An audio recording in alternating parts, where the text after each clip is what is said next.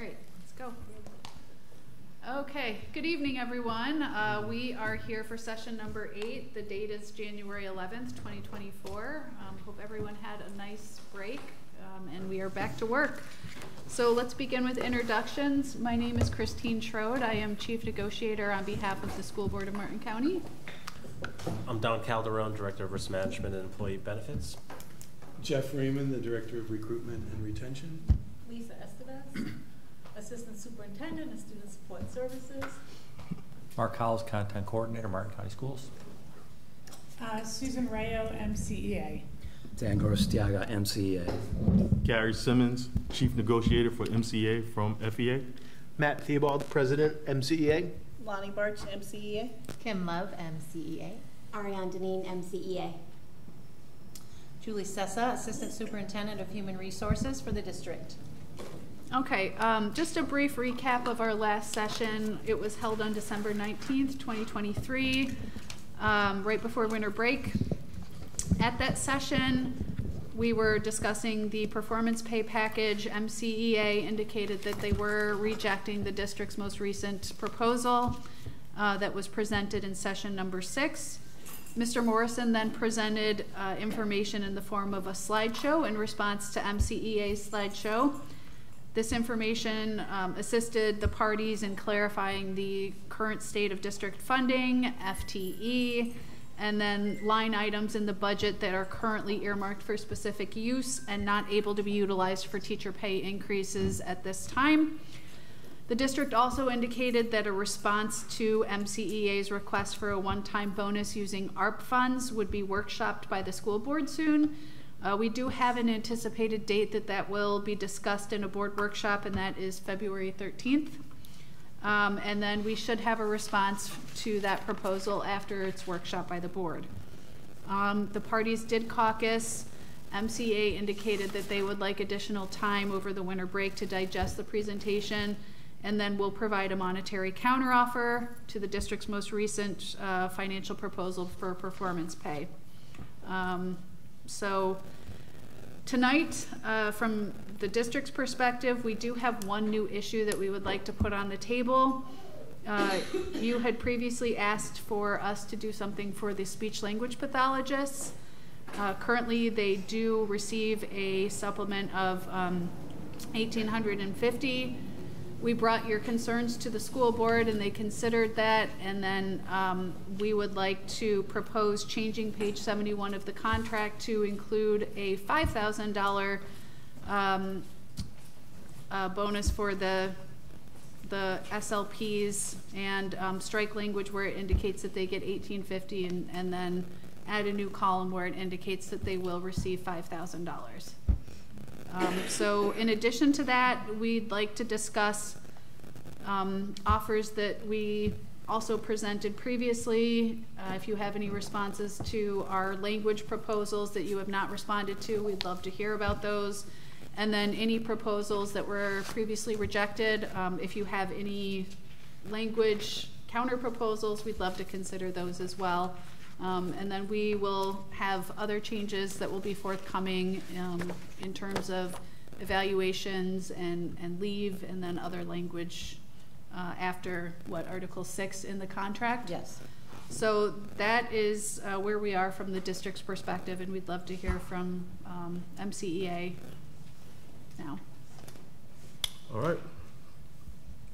Well, we don't have any dispute with the recollection or recap of bargaining session number 7. Today we will be prepared to place 2 proposals on the table. One would be the counter proposal for pay for performance, and then we have another proposal to address some concerns that we found in the millage proposal. So we'll have those 2 to present for you today. With respect to the outstanding articles that were presented by the board, we'll have responses for those when we have our next scheduled session on the 18th. With respect to the language that MCEA previously rejected, our position especially with those changes from must to may and replacing shall with may, we have no counters to that. MCEA is content with the language as is, and we don't feel any need or have a desire to change that current language. So what we want to do is address the counter proposal for pay for performance and then bring forward the millage concern. Any objections to that? No.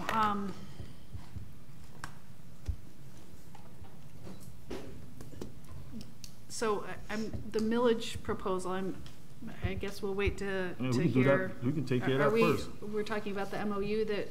Correct. Okay. Okay. Correct. We could take care of that first. I got you.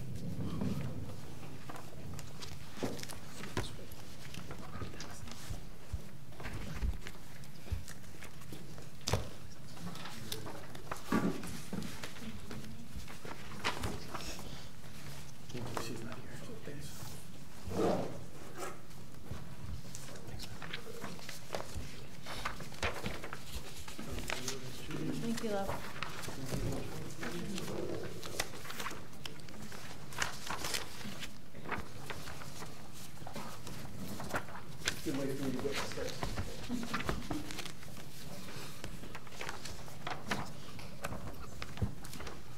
So looking at the millage proposal, the addition would be found in line 25 and 26. And I'll read the entire phrase so that it won't be lost in context. But beginning with line 24, it says, any employee hired after the first day of the school year will receive a prorated share of the supplement. New language, any employee in the bargaining unit promoted out of the bargaining unit during the academic year will receive a prorated share of the supplement. That was the only recommended change that we wanted to propose to the district for consideration.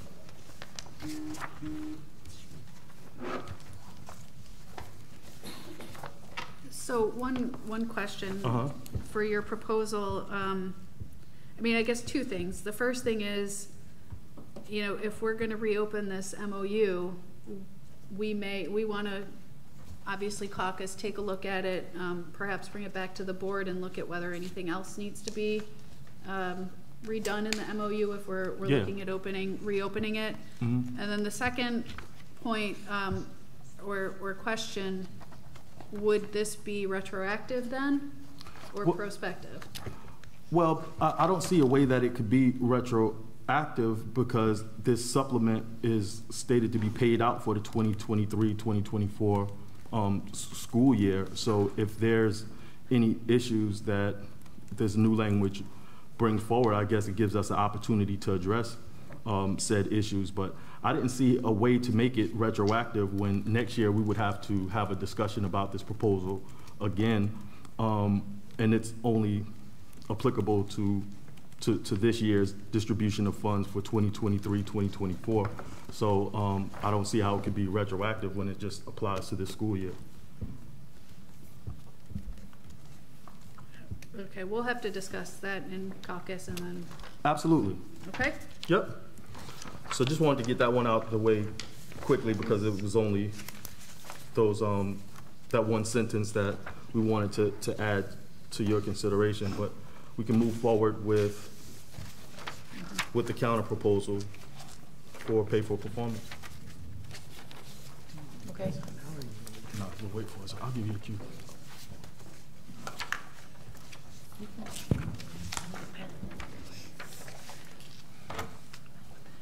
Make sure these are silenced.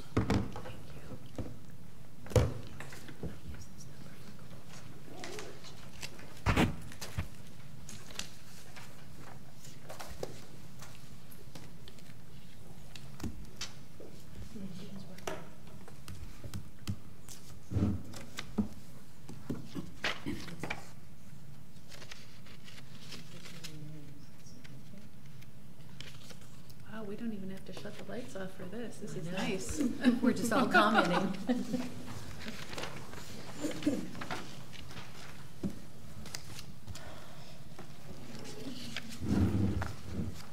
All right.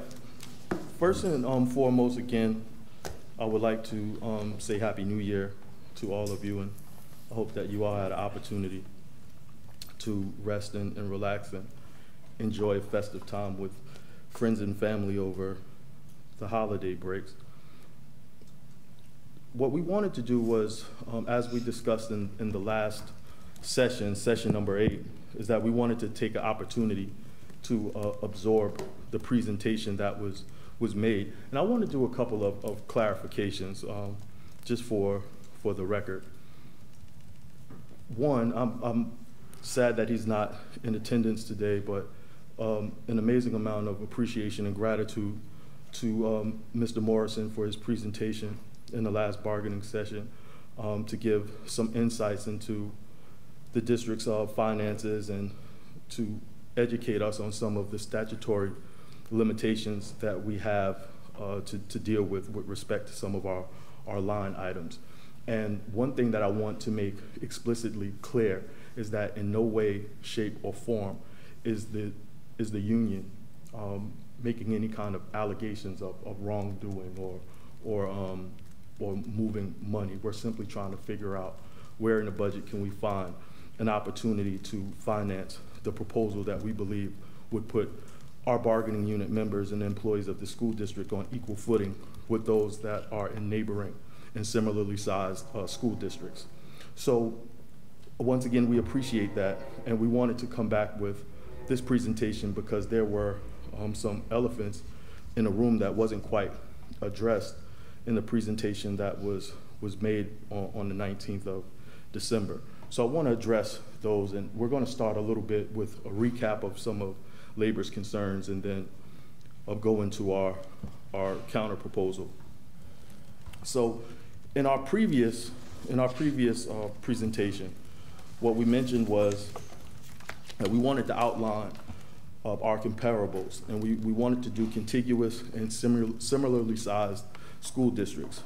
Those contiguous districts would be Palm Beach, our neighbors to the south, St. Lucie, our neighbor to the north, and Okeechobee, our neighbors to the west. And then we have our similarly sized school districts, which are Charlotte, Citrus, and Indian River, our neighbor 2 counties to the north of us. So again, what we were stating in the previous one is that any conversation about salary increases is an examination of Martin's status relative to our comparable districts in the state of Florida. And special magistrates are bound by Florida Statute 447 to consider the following factors prior to issuing any recommendation to resolve an impasse dispute for economics. So one is the income of similar employees in the local operating area involved. That's the contiguous counties. Income of similar employees in the school districts of comparable size within the state. And for our similar size, we used districts that are 25% of Martin's size, the interest and welfare of the public, and lastly, the availability of funds. What we discussed previously was the cost of living, and again, you would see right over here, the highlighted green area, that Martin ranks number 7 in the state for the most costly school district to reside in. And that remains true to this day. So you would see that our neighbor to the south, Palm Beach, has a higher cost of living than those that are comparable and similarly sized. MCEA doesn't feel that the counter proposal that the district made with respect to our initial ask does anything to move the needle with respect to our salaries and where we rank at in the state with respect to cost of living. On this slide, we wanted to illustrate where Martin ranks within the state with salary. And we ranked 46, so we have the 46th highest salary in the state and the 7th highest cost of living. And that was another elephant in the room that we wanted to address, because while we appreciate the education of it, the proposal still doesn't do anything to move us from number 46 in the state, and that's something that we still need to address, which is outstanding. So then we discussed what the average salaries were. In 2016, 2017, Martin was in the middle of the pack of the comparable and the contiguous school districts in the state. And as we move further along throughout the years, we now find ourselves at the end of our comparable and contiguous school districts. Again, that proposal that the district placed on the table does nothing to change this scenario, even in the slightest manner. So that's still an issue that we need to address. This slide shows the increases to the average salary, and we would see that Charlotte has contributed a huge amount to their staff in the teaching bargaining unit, instructional bargaining unit, whereas Martin hasn't contributed as much as our comparables and similarly sized school districts. What we want to do is present a counter proposal that moves us a little bit forward instead of continuing to take us backwards. So when we raised this issue the last time, there was a concern from the district's side stating that the average salaries is dependent on the amount of veteran teachers that you would have employed in your school district. So what we wanted to do was give an average of years of experience for our comparables in our similarly sized school districts. Now, if you look at this, you would see that the only county in our comparables and contiguous school districts that have more veteran teachers would be Palm Beach, which is our neighbors to the south. And that's very easy to understand and explain because Palm Beach has way more employees than we have here in Martin County. So out of all of the other areas, we are last with respect to average salaries, but we're second with the respect to more veteran teachers. So that would mean that our average should be a little bit higher on the salary, but as you see, we're not. So this slide shows the change from the previous year. So you would see that we're down about 0.24 in veteran teachers, but relatively there's very little change from the previous year of 2022-2023. So the next thing that I wanted to bring up is the amazing job that our bargaining unit members have done. Now, this came straight from the district's website. And what we've been advertising as a district and promoting to the community, to our workforce, to our students, is the amazing job that our teachers, our administration, everyone has done with respect to these scores. 7 A's, 5 B's, 8 C's add up to a brilliant 2022-2023. And then when we dive in, Martin County School District maintained its B ranking in the state accountability system, earning enough points to have been considered an A district under the previous iteration of the accountability model. Martin County School District tied for 9th place out of Florida's 67 school districts in the accountability rankings, an increase of a remarkable 18 spots over the 2021-2022 school year. Half of all MCSD operated schools improved at least one letter grade, with Crystal Lake Elementary School and Felix A. Williams Elementary School each improving 2 letter grades, moving from a C grade to an A grade. Each Martin County School District operated school earned a grade of C or above. 80% of schools achieved an increase in their percentage of total available points earned. Pinewood Elementary and Port Salerno Elementary improved letter grades from a D to a C, which means neither school is required to continue operating under the Florida Department of Education's Bureau of School Improvement oversight. Hope Sound Elementary School increased from a C to a B. Martin County School District is home to 2 of the top performing elementary schools and 1 of the top performing middle schools in the state. Palm City Elementary School tied for 19, Citrus Grove Elementary tied for 20, Hidden Oaks Middle School tied for 16. And this is the part that I want you to take extra notice to, because now we're talking about where Martin County ranks amongst the Treasure Coast neighbors and our Palm Beach neighbors to the south. Now, where did we just hear those school districts? In the comparable and contiguous school districts that I mentioned in the second slide, right? So let's look at it.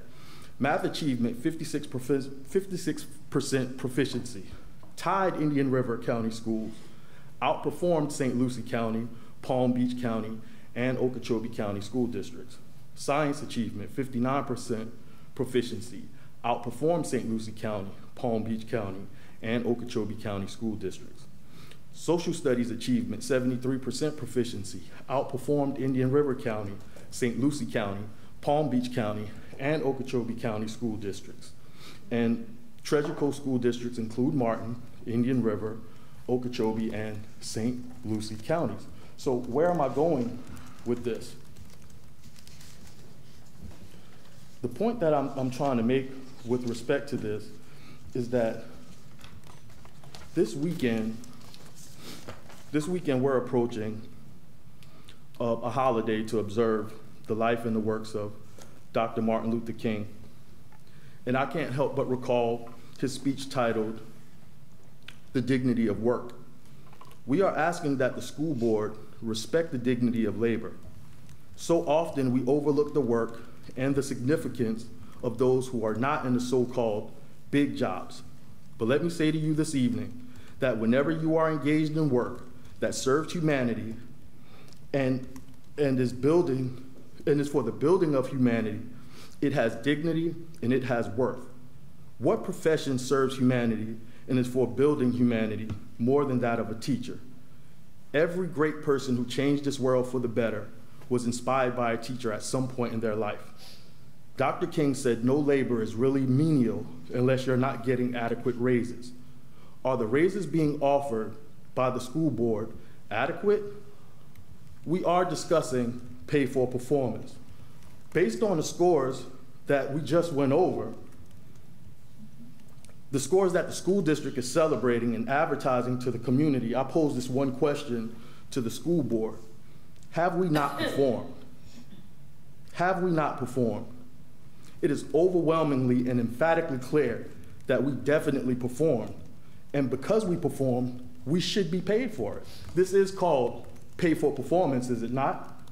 So the evidence is right here in front of you.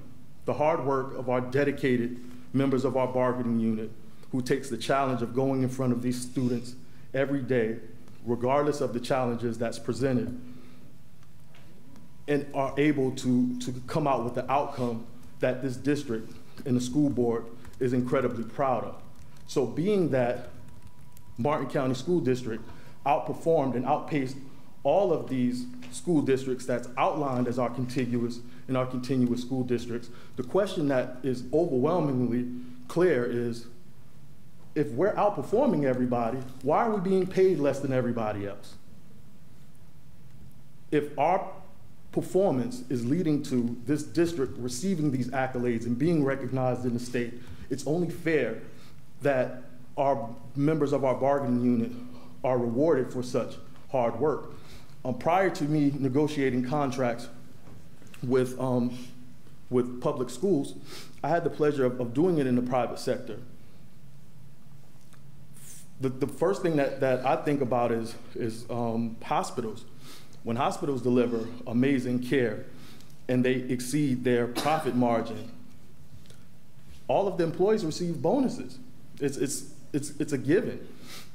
So when we're asking for pay for performance to get a proposal that the district provided to us, and then going on the district website and seeing all of the amazing work that our bargaining unit members have done that elevated our school's grades to what it is now, I think that that's more than adequate for us to be rewarded for such.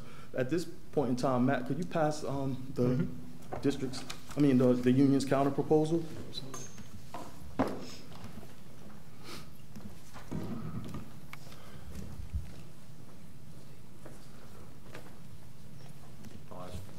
steps, I guess. I reached my limit. Notice I pointed to a pedometer that doesn't exist, by the way.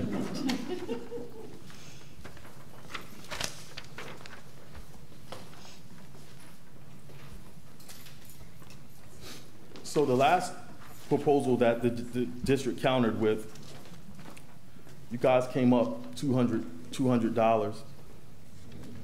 In our proposal, we have come down the same amount, $200. We're asking that the school board seriously takes into consideration the words that have been spoken during this presentation. There is an amazingly large gap, and it's only getting larger between Martin County and other comparable and contiguous school districts. And this proposal will get us a little bit closer to where we're supposed to be. If we're number 7 and ranked number 7 as the 7th most expensive county to live in the state of Florida, we cannot have a salary that puts us 46th in the state with average salary. It's just impossible to make those ends meet with a disparity that wide. So this is our counter proposal.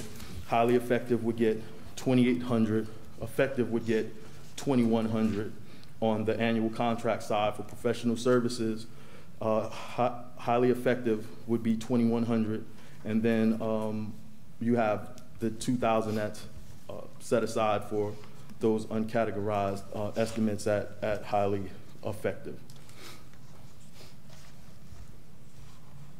At this point, we're willing to take any questions.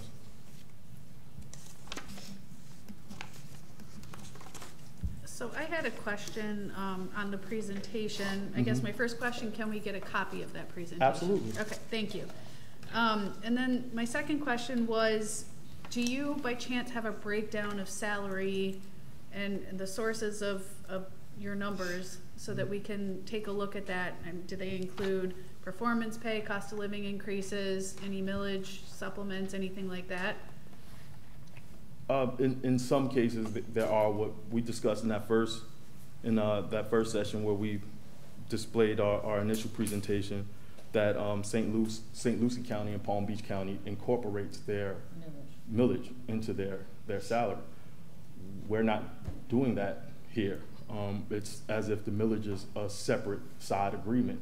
It's not incorporated into the overall salary of our employees. With respect to the other 4, Okeechobee County doesn't receive a millage. Right. So they're outpacing us without a millage. If we're incorporating our millage into our overall salary, things may change. But with respect to the way that we calculate it in this district, that's where our numbers fall, and I'd be more than happy to provide that backing to you. Yeah, that would be helpful for us, because I know how our board views our salary packages. It's a package. It is, you get your regular increase, you get performance pay, and then you have millage. And you know, for our veteran employees, that's over $10,000. So that's in our mind, that is part of the salary and compensation package that we have. And we're not seeing those numbers up there, and we do think that it's important to point that out, that is part of the entire wage proposal. Right, but I think that the question that needs to be asked is, what is the district reporting to the state as average salaries? Are you guys including that when you report those numbers to the state? Because the numbers that I'm pulling from the state, the numbers that I pulled for this presentation that I'm showing you comes directly from the Florida Department of Education. The Florida Department of Education doesn't calculate our millage when we're looking at starting salaries. So when we're looking at starting salaries, that's precisely what it is. The starting salaries doesn't include a boost from millage. Now, the total compensation of what was contributed to the employee's salary over the course of that negotiations, that was the slide that I showed you. But with respect to starting salaries for the comparable and the contiguous districts that I outlined doesn't include the millage as in the starting salary numbers. Yeah, and that's where, yeah, I mean, I think that's where you have to, I mean, you have to look at those numbers, because that's money in the employee's paycheck that they're receiving. So I guess that's where the numbers have to be complete in order to have a full understanding of what is actually being provided to the employees. And I understand we'll differ there.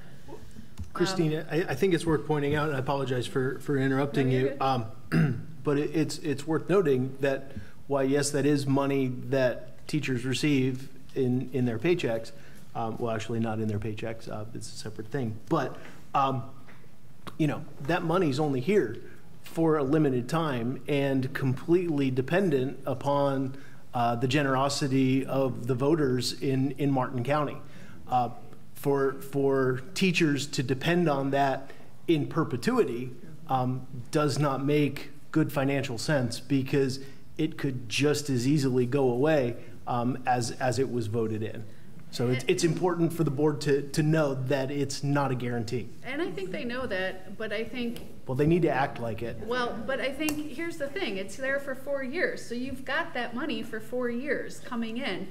And the time to we discuss wages every year, so the time to discuss that isn't right now when you're getting that money. It is, you know, down the road, if we don't have the same referendum approved by the voters, then that's the time to talk about it. But that money is in the employees' pockets at this point. So, well, I think you know, I think that's where the board gets a little bit frustrated that we're not including that in our total compensation package when we're discussing wages. Well, when we go to ratification, all of that is included in our economic package when we go to ratification. But here's where my concern is with respect to the way that the millage is being viewed. If the community is seeing that the school board isn't putting up their fair share of contributions to employee salaries, why would they continue to vote to give that lump sum of money when the school board only gives $1,050,000, right? So the compensation that was initially placed on the table for pay for performance was $1,050,000. We got more money from TSIA than the $1,050,000 that's being contributed for pay for performance. So we have 3 pools that we're looking at that encompasses the economic package, right? We have TSIA, that money is provided by the state. The second one is pay for performance. That's the $1,050,000 that the district put down on the table. And then we have the millage. Out of those 3 pools, the school board is putting up the least amount of money out of all 3 of those pools. And that's where the problem lies at, is because if we don't have the millage moving forward, if the voters aren't happy with the contributions that the school board is making to teachers' salaries, why would they continue to vote to have the millage as an availability when the district isn't holding up their fair share of the bargain? Traditionally, we've had one partner dealing with salaries, and that was the employer. Now you guys have partners. You have a partner in the state, you have a partner in the community. Don't let your partner contribute more than you are to your own employees. That's what our concern is. And I think the board would probably respond to that and say that it's still taxpayer funds, number one. And number two, I think they'd say that the board specifically earmarked that money for teachers. So, you know, that would be their response, is that this is money that they have allocated to teachers, the significant portion of it. So, well, you know, I understand we have a difference of opinion, right. But we it very has much to be do. considered. It's considered. It's considered. And as I stated, if we're looking at it from the perspective of the other ways that the other school districts are meeting the same reality, because again, these aren't issues that are mutually exclusive to Martin County. Every school district in the state is dealing with the same situation. All 67 school districts don't have a millage. And what I'm saying is, we go to the salary of Okeechobee. Okeechobee doesn't have a millage, but yet they're within the earshot of the starting salary of this school district with the millage.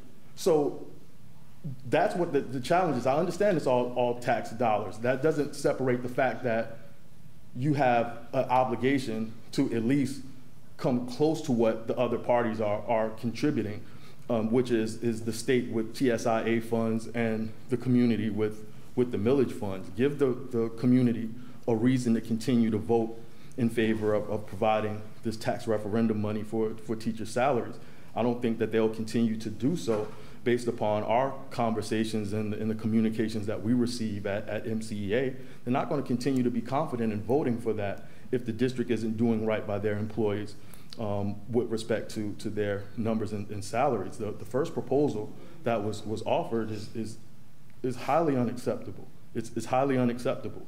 So we're putting that on the table. We came down 200. You guys came up 200. We're asking for that serious consideration, because if we're going to advertise and we're going to gloat and be prideful in these grades that the school district just received, then let's start respecting and honoring those that got us to this point and not lowball them with very menial pay for performance raises, because what was offered isn't something to say, job well done. It's similar to the previous years. Like, we want to see a proposal that's reflective of the results that came as of last year. A job well done proposal, not thanks for being mediocre. Because the first one is a thank you for being mediocre, not one that says that we're climbing and we're in the top 20 and we've moved two letter grades. I think that our bargaining unit members deserve that.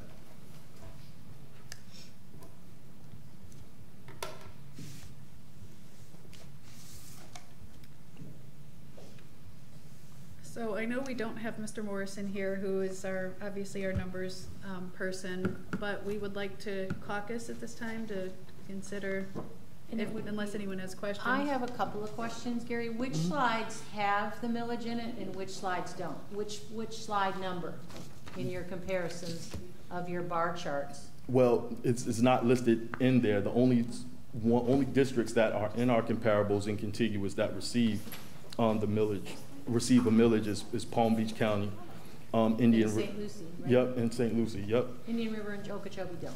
Indian River has a millage, but they calculate theirs the same way you guys do. It's not added to their salary that they're reporting to the state. Okay. So they do it the same way that you all are. I guess doing it's just, it would be helpful to have some type of note on the slide number where that variance is. Okay, I can get that for you. That would be helpful, and then providing the data, backup data, but I feel like Carter asked for that. The backup data we've provided to him, and on the bottom of the slide, we're notating where that information was pulled from. So we have, okay. we've credited where we've quoted those numbers from. Okay, so that would be found on the bottom of the slide. Important distinction is if these districts are including their millage, district doesn't have one, and this district does, but it's not in this number because it's not pulled out of every paycheck. Like St. Lucie pays every paycheck, and so does Palm Beach. Right, but I think the bottom line goes to the overwhelming question that we have to answer is, how is this district reporting those numbers to the state?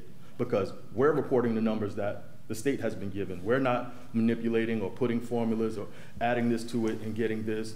The numbers that we shown you this evening and in the first sessions are numbers that are pulled directly from the Department of Education's website, and it's coming from the forms that the district are reporting to the state. And I'm in complete agreement with what you just said, but if the numbers are variant on the millage, that would be helpful to denote. Okay. Okay? Yes, very understandable. And also the other thing that I think it's important to understand is that the school board is the one that initiates the millage. It's a referendum that they vote on. So I know it is a voters, but it's important to understand that if our board, they're the ones that puts that together and starts the train rolling. Right. So I just wanted to make sure that it was clear and on the record that if the school board doesn't start that action, then we don't have it. And their action, number one, is to do it. And then number two, that they added, I know it went up to 3 million, or no, it might even be more, 9 million. So we did do a larger amount, and I don't have that little sheet in front of me, but we added several million to what was carved out for the teachers, and when they wrote the language, it was all carved out for the teachers. And I know you were trying to mention that, and I'm happy to bring that back if we need to just see the dollar amount. So That's important too, to understand that those things that the board is really putting that forward. Right, I completely understand that, but the Okay. question that I ask you is that not an action done by every other school board in the state as well that have a millage? Their millage doesn't just appear on the ballot without the school board taking the action, is that not correct? Oh, our board made that action. Right, and so For did our several other school Okay. districts, especially the ones that I've mentioned in my presentation. Right. So, I mean, although we respect it, we definitely are happy that they've taken that action, but the question is, are we taking that action as a substitute for the contribution that we're supposed to make to our staff? Like that's a contribution that's supposed to be made regardless of whether you have millage. We budget for instructional salaries every budget year, right? So there's a budget for it. So we appreciate the fact that they're taking that action for the millage, but that doesn't mean that they don't contribute to the teachers' salaries because we have the millage. If all of the other school districts thought like that, then we probably would still be leading all of our comparable and contiguous school districts. But that's a theory that these comparables have rejected. And it's obvious in the elevation of their average salary. So all we want to do is present an area or a school district in which our folks will not have to look for greener pastures. They can stay right here and have comparable increases on pay for performance and comparable increases on their millage and TSIA equally without that's similar to our comparable districts. What we can, I think that we all can agree on is to be ranked number 7 in the state as the highest, as the most expensive district to live in, and then having barely being out of the top 50 at 46 with salaries. We have to bring it a little bit closer. When you look at the slides that I present to you, look at where everyone else is that are in the top 10. Those that are in the top 10 with cost of living are also in the top 10 for salaries. They're not in the top 40 top 50 for salaries and then in the top 10 for cost of living. So that definitely has to be addressed. We have to close that gap a little bit, or else it's not going to be sustainable for the school district long term. The other thing I was thinking is that now that you brought a proposal forward with the changing the MOU that we already have agreed upon back in August of 22, that we may want to look at what our continuous districts are doing in St. Lucie and Palm Beach, where it is in their paycheck and it's a per paycheck amount for both a recruitment and a retention tool. So that would be something that, just so you know, we think that might, based on the data you're showing, where districts are putting it in the salary, that would ask, that would change that as well. So we'll be caucusing and talking about that, but that's also something, now that you've opened this up, we'll consider. Yep. Ready? Yep. Are we staying here or? Okay, we're back from caucus. It is 5:58. From our perspective, we would love to take a look at that presentation so that we can look at the numbers and have an appropriate response, obviously with Mr. Morrison's input. And then also your performance pay, we need to take back to the board and be able to respond appropriately. I think that's it.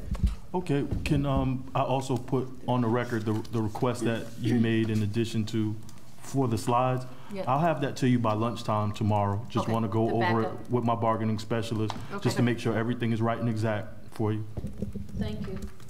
Did I miss anything? No, that was the thing, was the backup, but he Yeah. Okay, all right. Yep, that's all we have. And then we also will bring back the millage. Yes, and also the millage. And then our proposal regarding the speech pathologist. Yes. We can discuss for next time. Okay. Unless there's a For you, response. yeah, Okay. unless you have a response now. Did you want to ask that question about the funding source? I think that's a fine question to ask. We was curious about the funding source for the speech. Critical sort of. No, we can't. No. Yeah, I'll answer it. please. So, not a critical shortage area because it didn't fit the definition of a critical shortage area. And I think that that was for the Indiantown, like it fell into the Indiantown portion, so no. Okay. So what we have looked at is looking at some of our Medicaid billing, where SLPs, OTs, PTs, where we get Medicaid funding, trying to use that to recoup the difference between the $1,850 and the $5,000. Okay, The way it's thank you.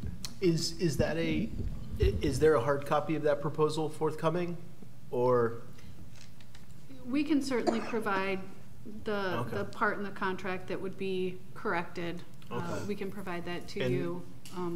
And my via other email. question would be whether or not that money is recurring or not. Yes. It is recurring as a supplement per the appendix? It's on page 71 Okay. of the contract. Yep. Okay. And Gary and Susan, to your question, the critical shortage that's in the contract, when you read it, it's for new teachers. Oh, okay. So we couldn't use critical shortage because this is for existing staff. Okay. So we couldn't tag that. It's strictly that the board approves the critical shortage, and that's for new hires. Did existing staff at Indiantown Middle not get critical shortage? It's different. That critical shortage is designated by the Florida Department of Education. That's the only school That's the same district. document that we used to determine our critical shortage. That's right. request. It's all in the supplement But she just said that section. it didn't meet the criteria, but it's No. the same Whatever you just document. read, right, Julie? I wasn't Well, there. the critical shortage, which is that up to $5,000 designated only by the school board, that one, which I can tell you what page it is and what number it is under the contract. That one says new hires. Yes, that, yeah. But then there was another one, maybe the same board meeting or the next one, where they derived the Indiantown one, which also is tied to evaluation and years of service. It's different. Okay. And that's specific to Indiantown. And what was the funding source for that critical shortage? You For mean for the Indiantown? SLPs? Yeah. No, for Indiantown. Well, that was last year. We can get back to you on that. I would like to know what the answer to that is. It didn't come from your public records request that you already made? No, Okay. because it's not a supplement. Yeah. What page, 71? Appendix B2. It's listed, We can talk about it offline if you'd like to, Matt. okay, yeah. I'm happy to point that to you, and funding sources, Mr. Morrison isn't Yep. here, so. Yeah, without having a hard copy of a document here, it would. The contract, the union contract? No, of your proposal. Oh, Without you having were a hard asking copy of the about proposal, Indiantown. yeah, it would be helpful. So there's a Western Zone supplement, that's item number 3. Mm-hmm. And then, I'm trying to, I should probably put my glasses on. The critical shortage is specific to a one-time bonus for the new hires. School board meeting, for new hires who qualify for this supplement, is as an employee incentive. And if you recall, last year, we did it from January to March, where we gave it to new hires. The board, but only the board can designate that. And I believe it was taken from the recruitment and retention budget under the, whether it was ESSER or ARP money, but I can verify that, Matt. At that time, we can verify Okay. where that one came from. And then, Yes, I would very much like to know the answer to that question. okay. So it's only item number 8, where we, from January to March last year, when we designated it for new hires, you want to know where that came from? Correct. Okay. The money for Indiantown. Well, this wasn't Indiantown. This number 8 is for new hires. No, So I want to get it right. Okay. And you're happy to, I'm happy if you email it to me, so we have it on record. I'll throw it in that Let's The Talk and make critical sure. shortage funding that was provided to Indiantown, we would like to know the funding source of that money. Okay. Give it to him in writing. but I think it was send it That's a over in separate writing. one though. Where is that? That's what was coming from.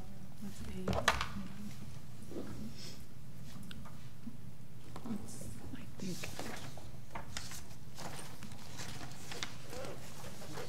Oh, you It's know in what? the It's an MOU, Matt. It's an MOU. Yeah, it's an MOU. That's why I'm like scrunching without my glasses going, Yeah. where is it? It's It's an an MOU. It's not in here, it's an MOU. We can find, we can do that certainly offline. move Yeah, on. we can. I- We don't need to I'm- look this through is all We of not- don't need to keep everybody for I- that, but Yeah, 100%, 100%. Okay, so our next session is scheduled for next week, the 18th, I believe. Yep, a week from today. Do we want to talk about any future sessions? I know yes, they're on my list. we're scheduled every week through beginning The February. 30th is our last date For that we January? have. Yes. And I started a grid so that I can get Christine's dates. And then what I want to do, kind of like I did last time, Gary, is just send you an email with all the dates that we have available. And then you can populate where you're okay. Sounds good. And we want to do, obviously, the rest of February. I would love to go through April, just getting dates, February, March, and April, so we've got them. Yeah. And if we don't need them, we don't need them. Yep. Otherwise, we've done our calendar and they're blocked, so that if we move forward and we need those dates, then we've had time to do that. Can we also request that negotiations not take place at the same time as school board meetings?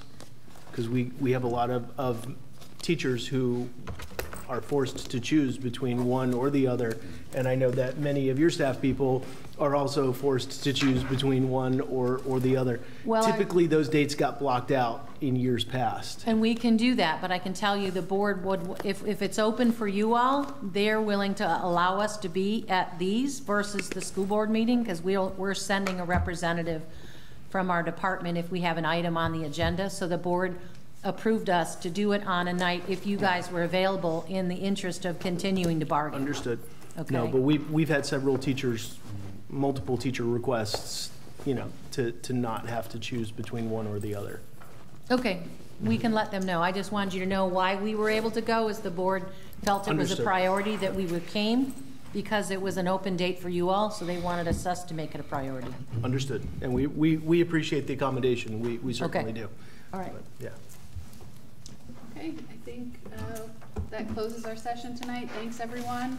Good to see you after the break. Thank you. Thank you. Safe travels.